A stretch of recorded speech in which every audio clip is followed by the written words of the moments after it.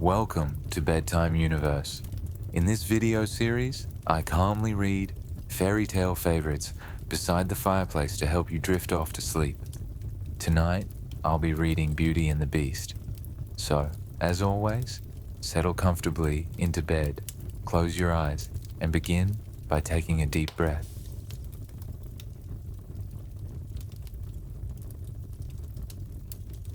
There was once a merchant who had 3 daughters, the youngest of whom was so beautiful that everybody called her Beauty.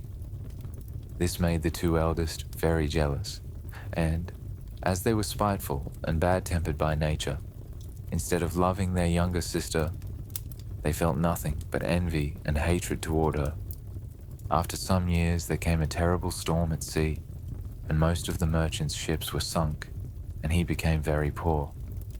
He and his family were obliged to live in a very small house and do without the servants and fine clothes to which they had been used. The 2 eldest sisters did nothing but weep and lament for their lost fortune, but Beauty did her best to keep the house bright and cheerful so that her father might not miss too much all the comfort and luxury to which he was used.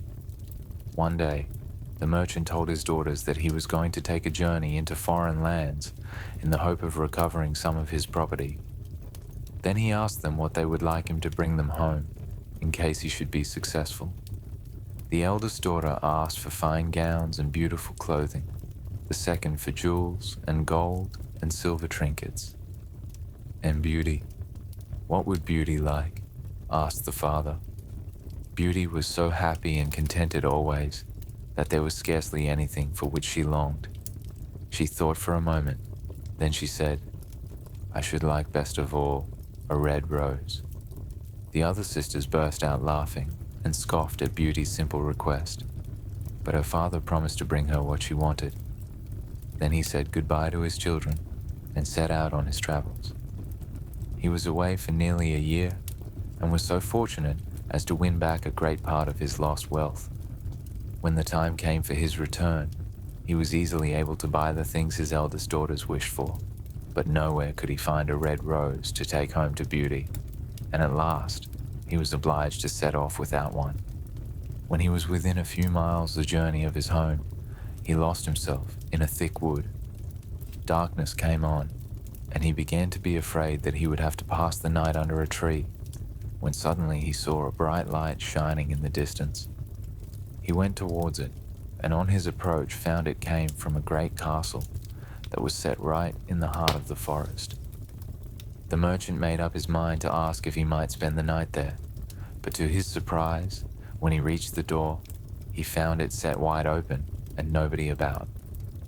After a while, finding that no one came in answer to his repeated knocking, he walked inside. There he found a table laid with every delicacy, and, being very hungry, he sat down and made a good repast. After he had finished his supper, he laid himself down on a luxurious couch, and in a few minutes was fast asleep. In the morning, after eating a hearty breakfast, which he found prepared for him, he left the mysterious castle, without having set eyes on a single person. As he was passing through the garden, he found himself in an avenue of rose trees, all covered with beautiful red roses. "Here are such thousands of flowers," he said to himself, "that surely one bud will not be missed," and, thinking of Beauty, he broke off a rose from one of the bushes. Scarcely had he done so when he heard a terrible noise, and turning round, he saw coming towards him a hideous beast, who exclaimed in an awful tone, "Ungrateful wretch! You have partaken of my hospitality, have eaten of my food, have slept in my house, and in return you try to rob me of my roses. For this theft you shall die."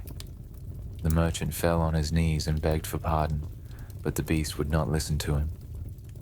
"Either you must die now, or else you must swear to send me in your stead the first living thing that meets you on your return home," he said, and the merchant, overcome with terror, and thinking that one of his dogs would be sure to be the first creature to greet him, gave his promise. But to his horror and dismay, it was his youngest daughter, Beauty, who first ran out to greet him on his return. She had seen him coming from afar and hastened to welcome him home.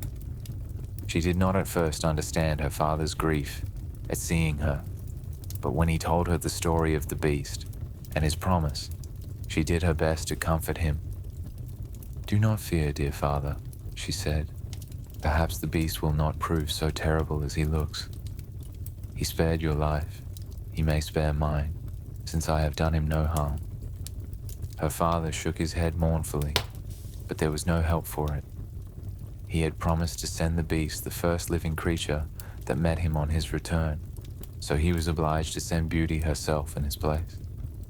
When he left Beauty at the palace of the beast, she found everything prepared for her comfort and convenience. A beautiful bedchamber was ready for her use. The rooms were filled with everything that she could possibly want, and in the great hall of the castle, a table was set with every delicacy, and everywhere there were bowls full of red roses. No servants were visible, but there was no lack of service, for invisible hands waited upon her and attended to her every want. She had but to wish, and whatever she wanted was at once placed before her. Beauty was filled with astonishment at all this luxury and magnificence. "Surely the beast does not wish to harm me," she thought, "or he would never have so ordered everything for my comfort." And she waited with a good courage for the coming of the lord of the castle. In the evening the beast appeared. He was certainly very terrible to look at, and Beauty trembled at the sight of the hideous monster. But she forced herself to appear brave, and indeed, there was no cause for her alarm.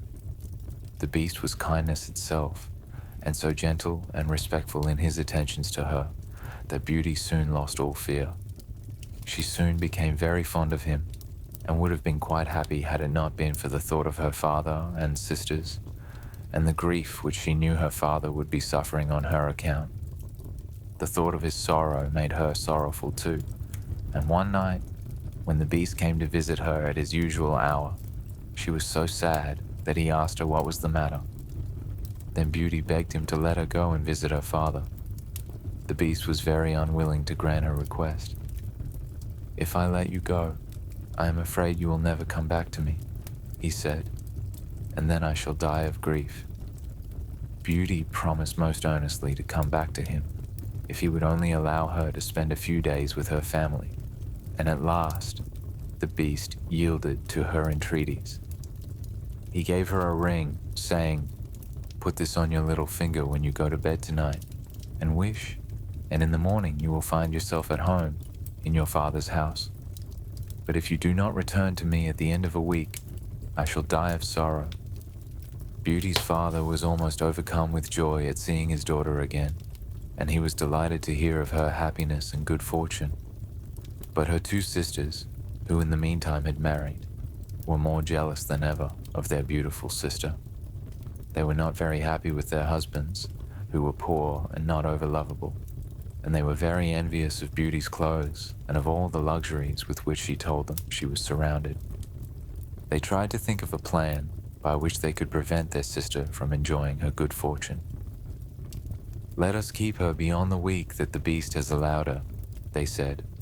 "Then, doubtless, he will be so angry that he will kill her."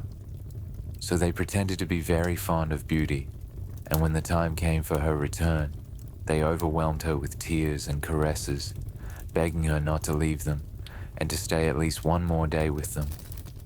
Beauty was distressed at their grief, and at last she consented to stay just one more day, though her heart misgave her sorely when she thought of the poor beast. That night, as she lay in bed, she had a dream. She dreamt that she saw the beast dying of sorrow at her forgetfulness, and so real did it seem that she woke up in an agony of dismay. "How could I have been so cruel and ungrateful?" she cried. "I promised faithfully that I would return at the end of the week. What will he think of me for breaking my promise?" Hastily rising from bed, she searched for the ring the beast had given her.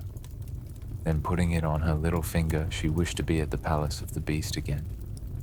In a moment she found herself there. and quickly putting on her clothes, she hurried out to look for the beast. She searched through room after room, but nowhere could she find him. At last, she ran out into the garden, and there, on a plot of grass, where he and she had often sat together, she found him lying as if dead upon the ground. With a bitter cry, she sank on her knees beside the poor beast. "Oh, beast, my dear, dear beast," she cried. "How could I have been so cruel and wicked and unkind? He has died of sorrow as he said he would," and the tears fell down from her eyes as she spoke. Overcome with grief and remorse, she stooped down and tenderly kissed the ugly beast. In a moment, there was a sudden noise, and Beauty was startled to find that the ugly beast had vanished. The beast was a beast no longer, but a handsome prince who knelt at her feet, thanking her for having broken his enchantment. "A wicked fairy," he said, "condemned me to keep the form of a beast until a beautiful maiden should forget my ugliness and kiss me. You, by your love and tenderness, have broken the spell and released me from my horrible disguise. Now, thanks to you, I can take my proper form again." And then he begged Beauty to become his bride. So Beauty married the prince who had been a beast, and they lived together in the castle and ruled over the prince's country, and were happy ever after. That was the end of Beauty and the Beast. The fireplace is still lit, so stay cozy and relaxed. Whether you drift off to sleep or simply enjoy the quiet, remember that this time of rest is valuable. Sweet dreams, and I'll see you next time.